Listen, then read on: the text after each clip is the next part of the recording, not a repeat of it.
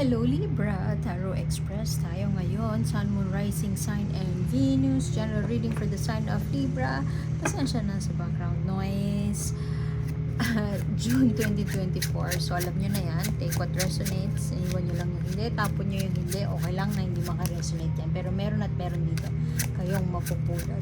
So subscribe lang para sa next month's reading. At maaaring doon ay makuha natin na ang sitwasyon na nararapat or nababagay sa atin. Or yung ano ba yun? Yung makaka-relate tayo. So kunin muna natin yung first 4 energies ni Libra. Pwede nyo i-check out yung vlog. Alam ko nakalink siya sa description box. Uy! Exhaustion. Pagod na. Silip. Alam mo, tingnan mo yung English reading mo. Ay! Tingnan mo yung English reading mo. Parang same. Same energies. Pagod na kakatrabaho. Ang kwento nito, 6 months yata to, German tale siya. Yung mga kapatid niya sinumpa ng witch, so ginawa niyang swan. Para mapalaya sila dun sa spell, kailangan niyang buuin itong crown of thorns. So thorny yung halaman, pero ginawa niya para mapalaya yung mga kapatid niya. By the way, pasensya na sa background noise. Medyo active ang mga animals dito sa neighborhood namin. Anyway, so pagod na si Libra. Alam mo yun, pupunta siya dun sa bahay na yun. Si Vasilisa to, Russian tale naman to.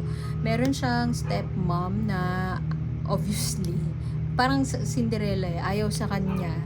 So dahil ayaw sa kanya, ang daming hurdles na parang yung kapatid niya yata na iwan dun sa bahay, may hurdles. So maraming roadblocks na sinet up yung stepmom witch niya para magawa yung goal niya.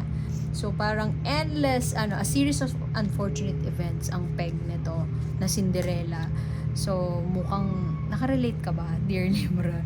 So medyo pagod na si Dear Libra. Alam mo yun, gumagawa siya, nagtatrabaho pero umiiyak siya. Alam niya na yung contribution niya do sa in a bigger scheme of things ay malaki, pero napapagod na talaga siya. Hindi niya na carry parang endless battle. Kailan ba matatapos to? Ganun yung ganun yung ni Libra. Uy, mukhang love situation ito.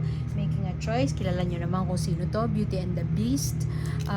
Making a choice na hindi mo typically gagawin. Pwedeng it will catch you by surprise. Na parang, uy, hindi ko akalain na ito yung pipiliin ko. Siguro parang 3 months ago, hindi ito yung choice na pipiliin ko. Pero you are at a point na mamimili ka na sa isang bagay na surprisingly kaya mo palang gawin. So kung love situation ito, mukhang pagod ka na sa current love situation mo at masyado ka nang mapagbigay at napapagod ka na kasi bigay ka ng bigay, gawa ng thorns out of crown, and nagiging mabigat na para sa'yo. So eventually pipili ka na. Pwede din na pipili mo si Beast. Pipili mo isang bagay na hindi mo akalain na yun pala yung mo. Kababagsakan. Ginamit ko kababagsakan kasi hindi mo nga siya choice to begin with. Nung una. Pwedeng old friend mo siya eh. A message of love coming to you. Very receptive, compassionate. You are so kind, Dear Libra. Both sa peace-loving daw kayo. Very kind and very receptive. Pero alam mo na kailangan mo nang mamili at kailangan mo nang mag-take action ngayon. Pero nagdadalawang isip ka to pack your bags and leave. Kasi hindi ka pa living on a jet plane mode kasi pwedeng naaawa ka dun sa iiwan mo, naaawa ka na hindi nila kakayanin pag wala ka, at may hinihintay ka pa na sagot kasi siguro tinatry mo pa yung best mo para i-work out siya, pero hindi na, parang losing end na siya. Pero go pa rin, try ko lang. Medyo pwedeng in the search of emotional fulfillment, joy, craving for nahanap-hanap mo yung happy family scenario. I mean, hindi naman lahat ng tao, it doesn't mean pag happy family lang yung picture ng ng emotional fulfillment. Whatever it means to you. Pwedeng hindi happy family, pwedeng maka-travel abroad, makasama yung ganito. Kung ano yung na-envision mo, kung ano yung picture mo of an emotionally fulfilling life or a life well lived, yung buhay na gusto mo at magiging maligaya ka, yun yung kinikrave mo. Doesn't necessarily mean happy family, pero yun lang yung nasabi ko kasi yun yung typical na picture of an emotionally fulfilled life. So, gitnang-gitna yung the full card here reversed. Ayaw magsimula ng panibago. I mean, gusto, pero alam mo naman, yung language natin, no, medyo alangan, na may baka sakali, hindi sure palagi. So, ano yung choice na kailangan mo? Ano yung option? Ano yung pipiliin mo para maging sigurado na ang bagay-bagay sa love life mo? May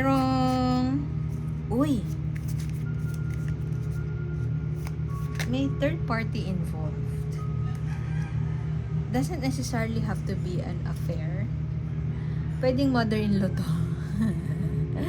Somebody na ganito dapat, ganito, ganyan.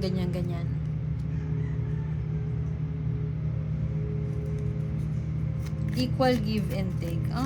Bait ni Libra. Merong energy dito na yun nga, sinabi ko kanina, receptive, kind, nurturing, compassionate, empathetic. At yung same person na yon,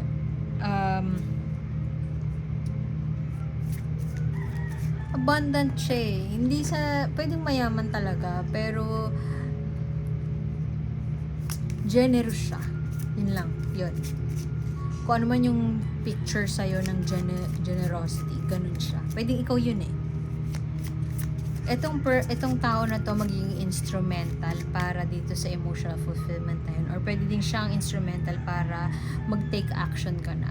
Or para talon na. Alam mo yung nasa dulo ka na ng cliff diving ka, nasa dulo ka na edge of the mountain na, pero ayaw mo pa rin tumalon. Pero alam mo na pumunta ka dun para tumalon eh, di ba? Pero ayaw mo siyang gawin. Marami pang bagay na kailangan i-consider, marami pang nagtatalo sa isip mo, at mukhang may hinihintay ka pa. At okay ka habang naghihintay ka. And tinatry mong intindihin yung pinanggagalingan ng ibang tao. Pwede kasi na gusto mong ako naman, ganun ka, ako naman. Pero aware ka din, ganun ka kabayad, aware ka na pag pinili mo yung ako naman, maraming magdurusa dahil sa desisyon mo yun. Grabe naman. Nasa iyo na lahat. Pasan mo daigdig. Baka naman meron ibang taong kaya na yan. Kaya nang gawin yun. Hindi naman kailangan. Baka naman control freak ka lang. Parang ganun. Pwedeng ganun eh. Depende kung anong paano mo siya titingnan. Pero,